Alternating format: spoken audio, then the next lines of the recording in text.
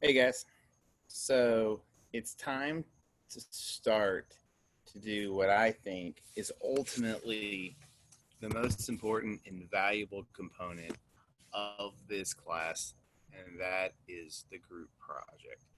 I think that as I've done this now, this being my fourth year,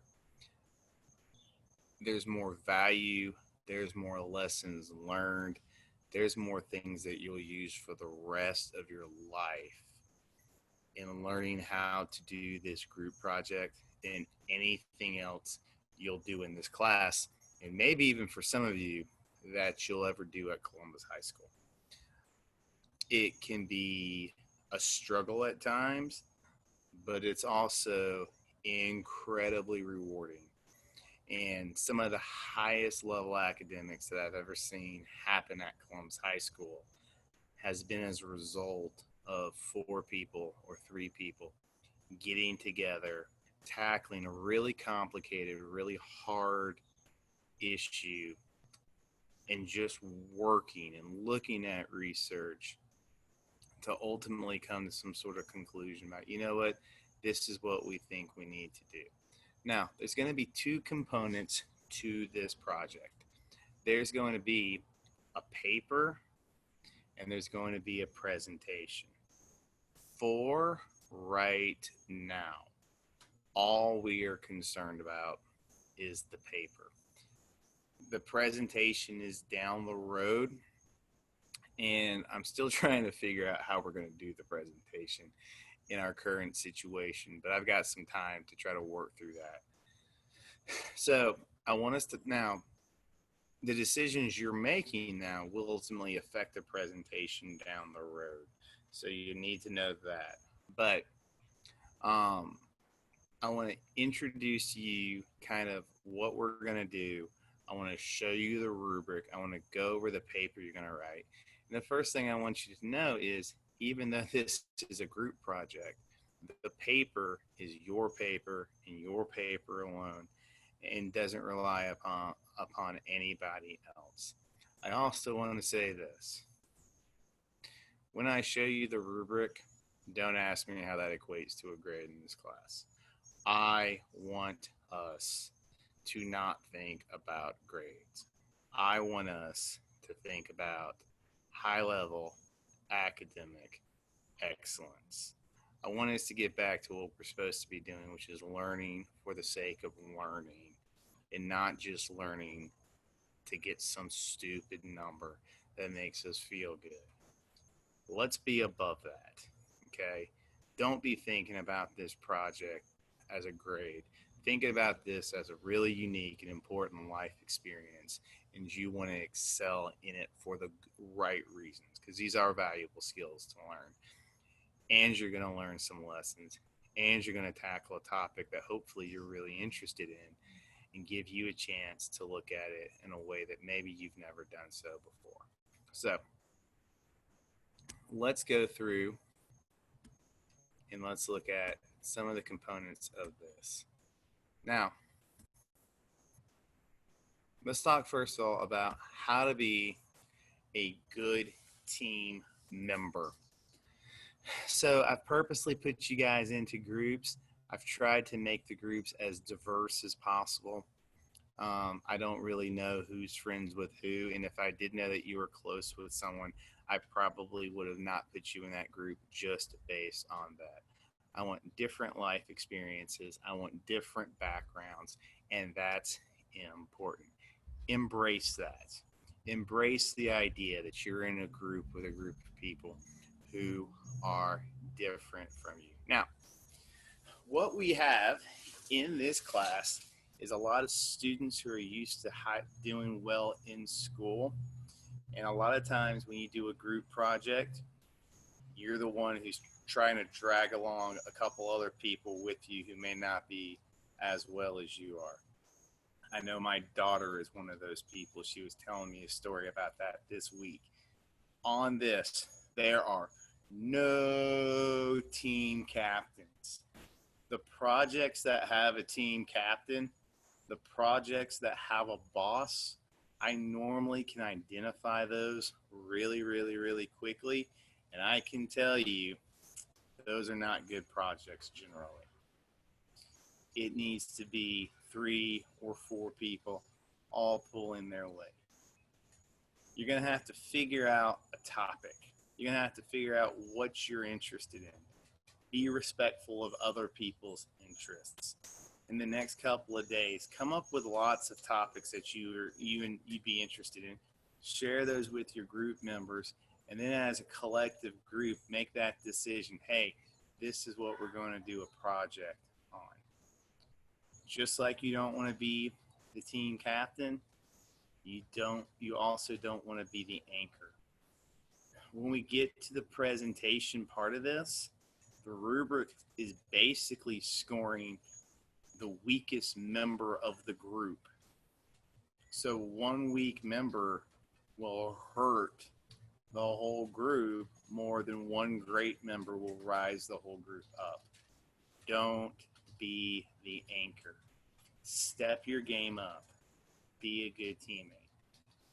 For this to be a successful project, everybody's going to have to work equally, and you guys are going to have to communicate extremely well to get this project done. Now, what makes a good topic? It needs to be something that's complex. It needs to be something that has lots of different people saying lots of different things about it. And it needs to have fields of experts in it that disagree with one another. If you start this topic with a hard lean towards, I know what the right answer to this problem is, then you probably should not be doing this topic, because you're very likely not to let the research you look at sway and change your opinion. I can't do any sort of research project on abortion. My life experiences, my viewpoints are too deeply ensconced. If I did the project, I wouldn't be going into it with an open mind, letting the research dictate my viewpoint. I'd only try to find the research that confirms my viewpoint, and that wouldn't be right. A couple of years ago, I had a lesbian student, and she wanted to do a project on gay marriage. And I told her that was probably a bad idea, because I felt like she probably knew what she was going to argue before she even started the project. Find something that you honestly don't know what the answer is. Find something where you're an open book, so that as you do the research will guide your attitudes. And we'll go over some examples of what some typical things like this might be.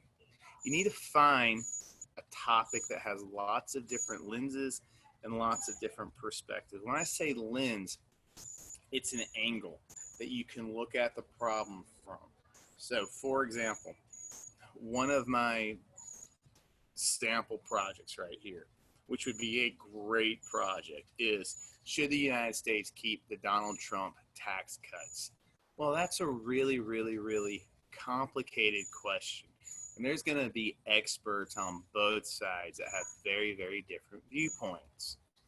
And what are the different ways you could look at this topic from?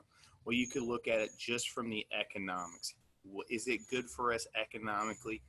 Is it bad for us economically? If you rolled up in your sleeves and did the research, you'd find that experts disagree with that, which disagree with what the right answer is, which shows that it's pretty complicated.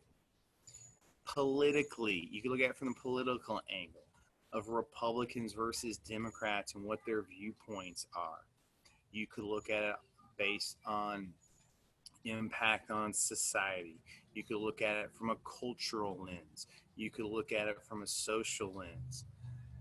What classes are being affected the most by the tax cut? Who's benefiting the most? Who may not be benefiting as much as others have been? So all of those are examples of lenses, because what's going to ultimately happen is each of you is going to write a paper about this topic from just the perspective of one lens. So one person might write about the political considerations, another person could write about the economic considerations, another one could write about the social implications of the tax cut, and you've got three different experts in the field under the umbrella of one topic, and that's what we're trying to go for. It could be something, it could be a historical project. You could do a really great project on something like, was the United States wrong to use a nuclear bomb on Japan? It happened 80 years ago almost, and experts disagree even to this day. One of you could write a paper about the military considerations. One of you could write it about the political considerations. One of you could write it about the ethics of using the nuclear bomb. And again, that's a really complicated question that has lots of disagreement between lots of different experts. It could be something fun.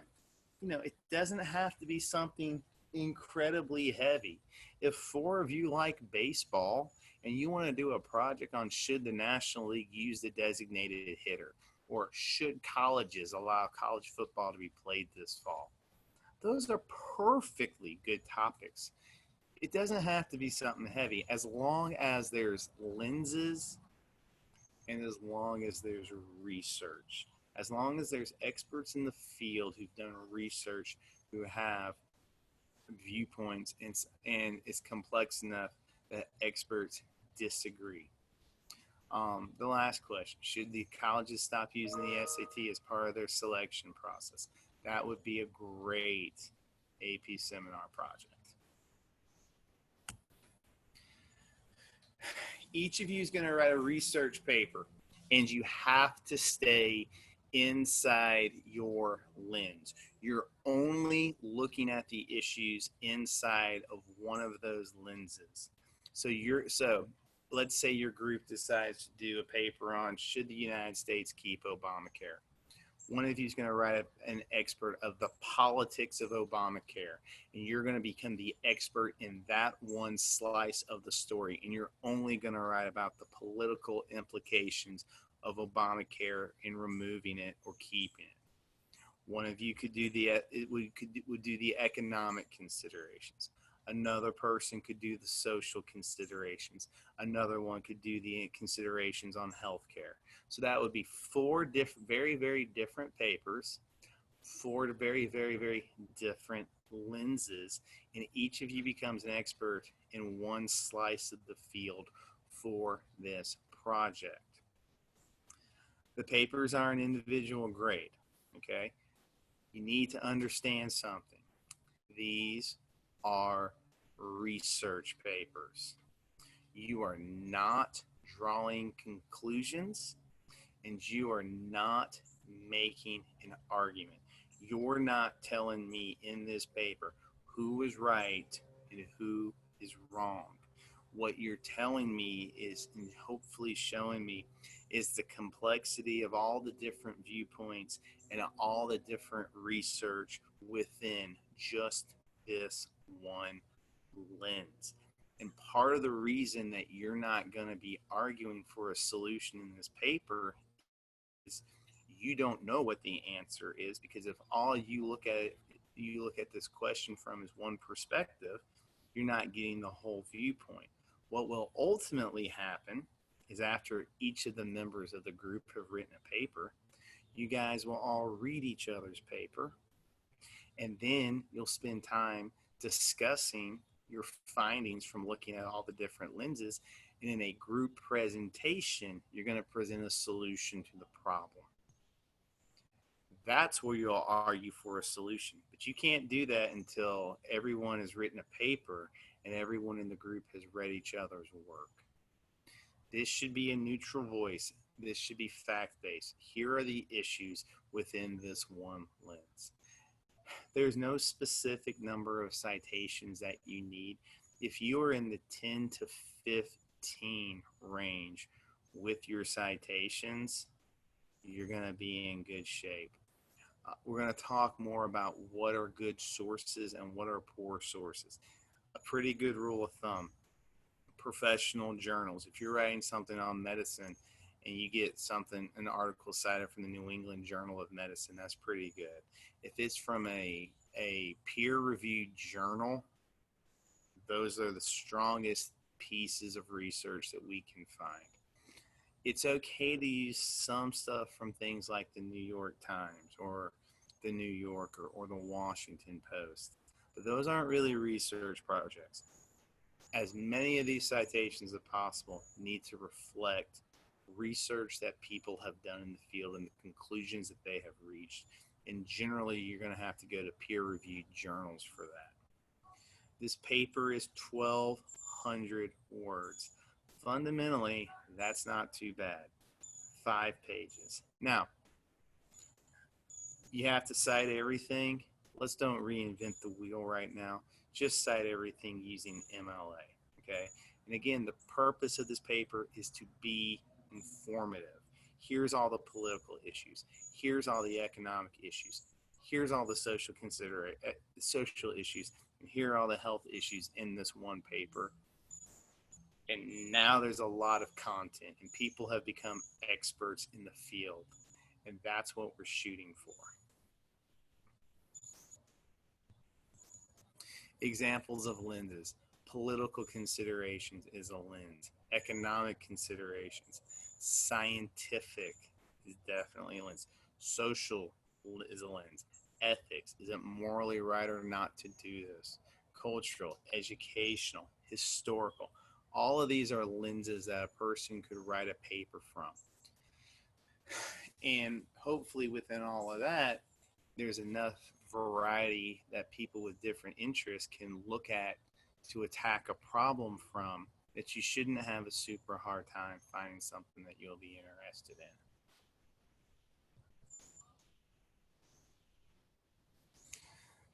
Now, whoops, sorry. I don't know what just happened here.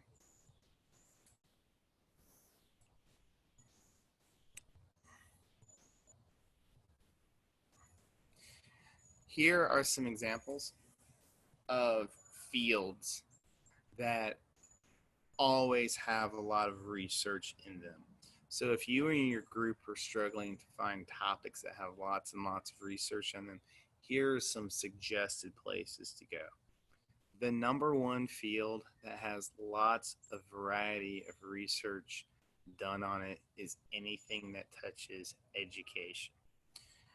Every college in America has a school of education. There's professors all over the place who've done research on educational issues. If you and your group are struggling and you want a topic, go see if there's something in the field of education that might interest you, because anything involving education has a lot of lenses. It has the political lens. It has an economic lens, because the number one cost in state governments is paying for education. Social considerations about what groups of people are benefiting from this and what are not. So things like, should we keep the SAT? Should colleges use AP credit? Should Spanish become a mandatory part of curriculums in kindergarten? These are all sorts of things that there's so much research on, that if you're struggling as a group, anything in the field of education is really, really easy to do a project on. Science, same thing. There's so many interesting scientific topics you could do, especially if it's about government regulation.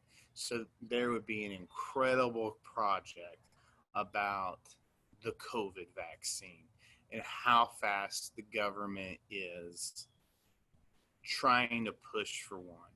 And is that a good thing or a bad thing? That's a complicated field, but there's 1,000 things like that that are in the field of science that have lots of research in it. History, you can tackle a historical problem. Should we celebrate Columbus Day?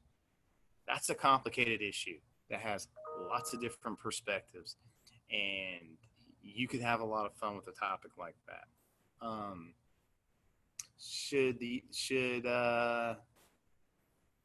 Well, like the one I already said, should the United States have dropped a nuclear bomb on Japan? Should the United States have fought the Vietnam War?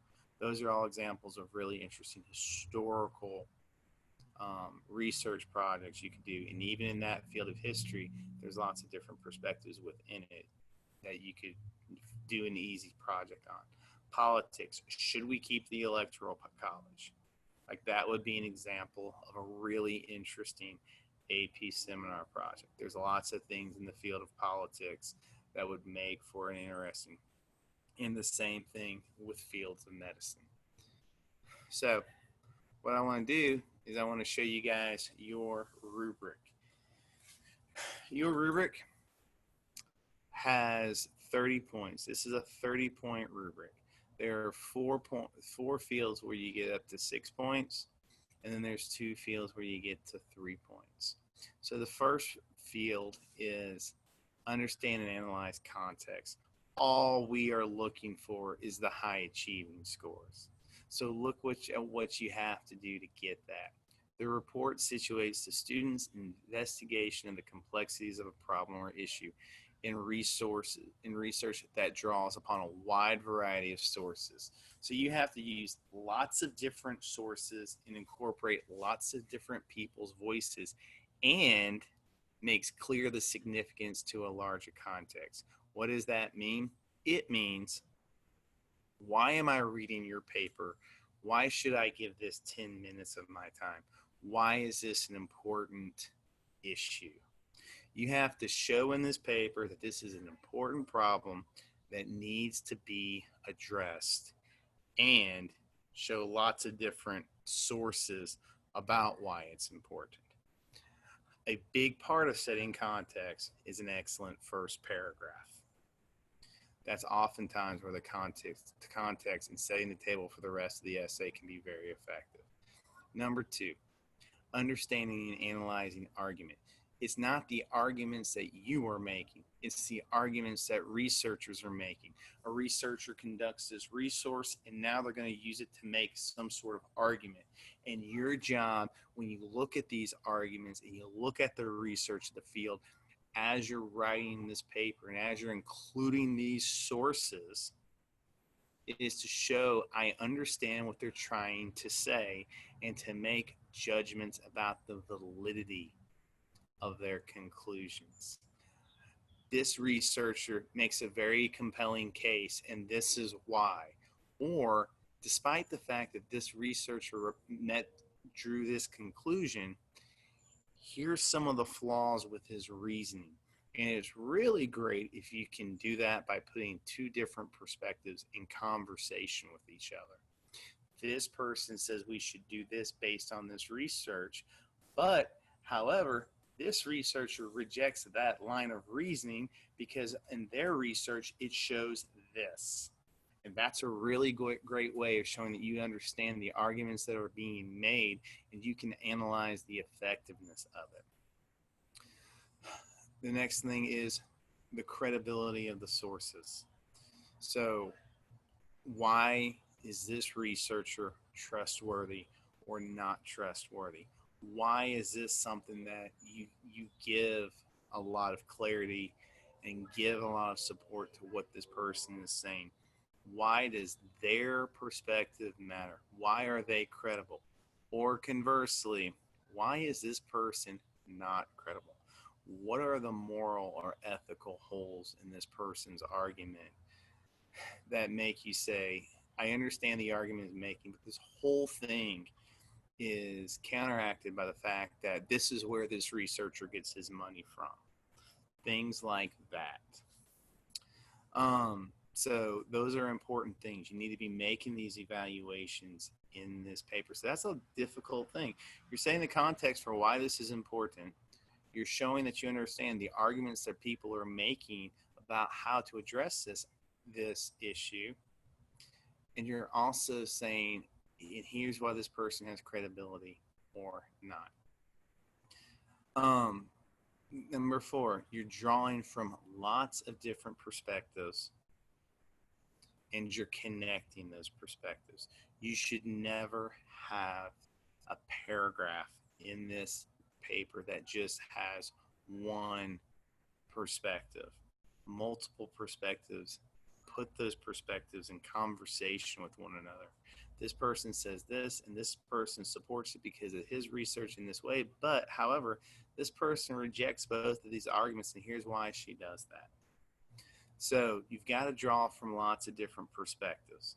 If you're doing a historical project on the Battle of Wounded Knee, the Wounded Knee Massacre, and was the United States government complicit in that, you don't just want a bunch of white American soldiers' perspectives on that.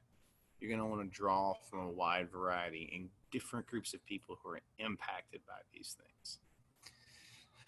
5 and 6 are just very simple, very straightforward. Is your bibliography tight? Did you source everything? Do you have a works cited page? If all of that is clean, if all of that is good, there's no reason you shouldn't get this 3 points if you're sourcing things properly. And I'm not going to spend a lot of time going over how to source. You had AP language. You had Miss Willis in 9th grade. You know how to do this. Get it done. And it needs to be clean. And then the 6th box here is just apply conventions. That just means, is it written in an appropriate level for a junior at a liberal arts magnet academy? Your grammar should be clean. Your punctuation should be clean. It doesn't have to be 1,000% perfect, but it needs to be 99%. It needs to look like it's been proofread, okay? That you've checked it and you've gone over it. So these are your 30 points. Do not ask me how this equates to a grade in this class. Your goal is to write the best paper that you possibly can. Now, I'm going to end this video and we're going to talk in class about some other things associated with this. I'm really excited to get this going. I've been really impressed with you guys so far. I hope you guys are enjoying what this class is. And I look forward to seeing the projects that you guys ultimately decide to do.